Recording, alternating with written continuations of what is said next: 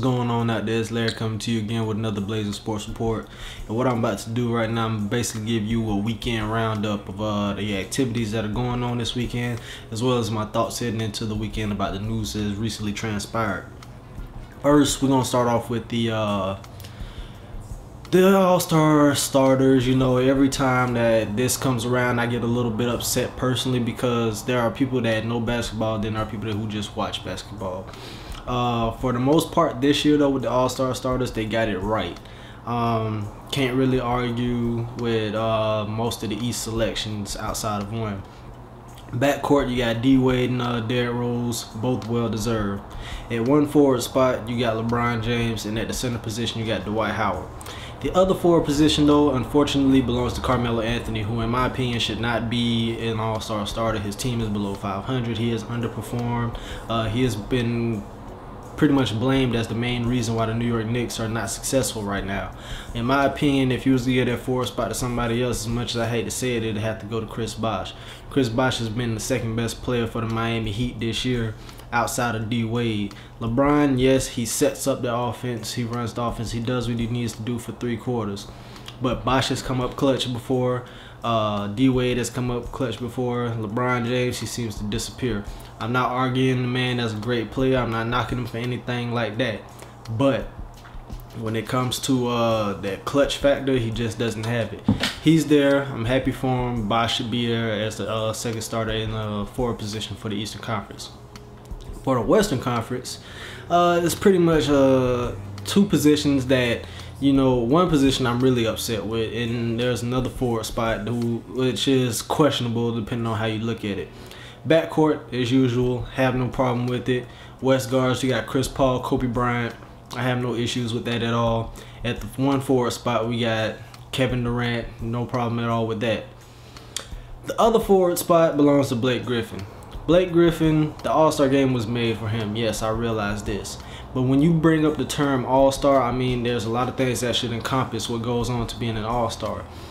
I think that Blake Griffin has benefited tremendously from Chris Paul being there. I mean, Chris Paul has changed the culture for the Clippers. It started last year with Blake Griffin and his electrifying dunks. But now Chris Paul has elevated his game because he actually has a playmaker to get him the ball.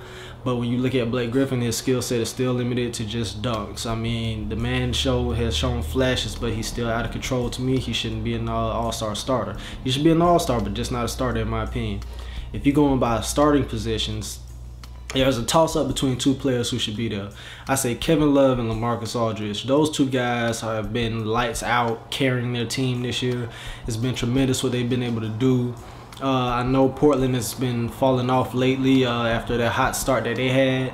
But LaMarcus Aldridge has been playing outstanding basketball, as well as Kevin Love. We know that Kevin Love is basically the best rebounder in all the NBA. And on top of that, he has the Minnesota Timberwolves on his back. He's finally getting help with Derrick Williams and Ricky Rubio out there, who should be an All-Star. If Ricky Rubio is not an All-Star this year, I would be deeply devastated. He deserves to be there. That man has done that well of a job since showing up in the NBA. But Kevin Love and LaMarcus Aldridge, you can do a toss-up between the 2. The Timberwolves are playing at a much better rate than they were last year. Their record has improved greatly since last year.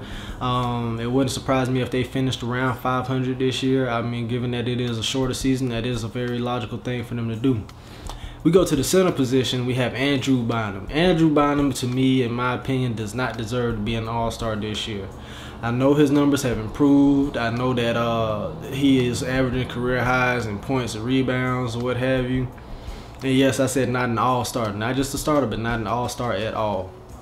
The guy who deserves to be starting that position, Marc Gasol of the Memphis Grizzlies, who in my opinion is the most underrated center in all of the NBA. The man is tough, he battles down low, he's physical, he can rebound, he can assist, he can score, he can defend. The man can do it all down low. And yet the man gets no recognition for it. He does everything that Pau Gasol does in a physical form. And that's what everybody has said Pau Gasol needs to do, is toughen up.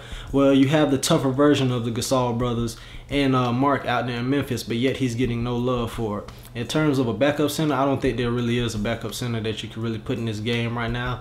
Andrew Bynum, as good as he's been playing this year, I still don't see him as an All-Star. Moving on to the next subject. Peyton Manning has been medically cleared by his doctors to resume his NFL career. What does that mean? That basically means the man can play football again at a rate that he was doing before. So that means his rehab can step it up a notch. Him throwing the ball can step it up a notch.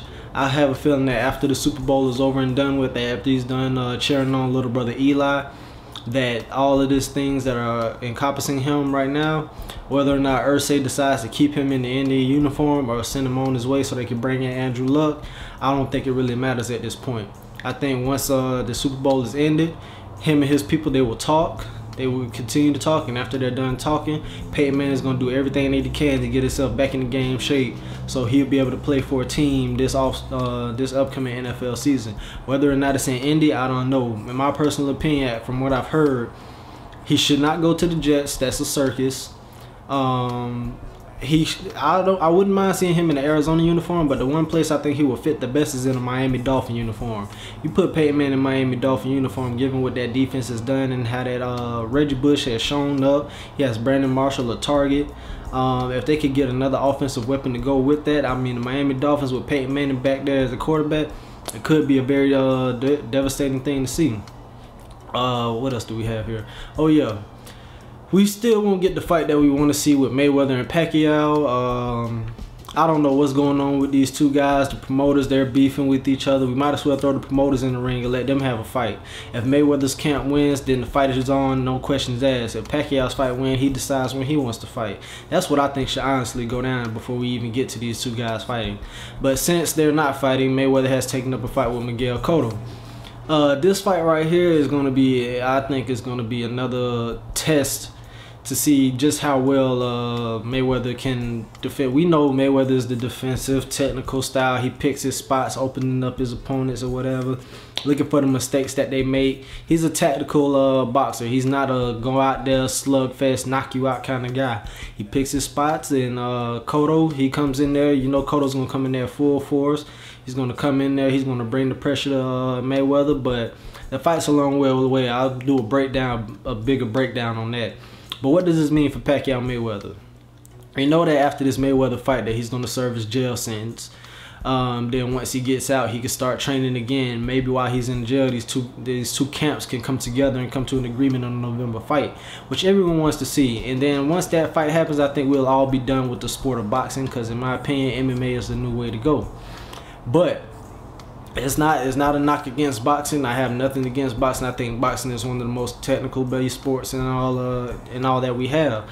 I mean, the things that you got to do in order to prepare for a fight is just tremendous. But when you look at the broad scope of things, these guys get paid $40 million, $50 million just to get in the ring for once a year, and then you got these guys who go out in the MMA ring. I mean, they get in the ring maybe 3-4 times a year, and they still don't get anywhere near as much as that. I respect these MMA guys a lot more than boxing guys. We all know boxing is a big money sport, but in terms of how this evolved to be such a big money thing, I mean, we know how it evolved to be such a big money thing. How it continues to be that, I'm still not sure.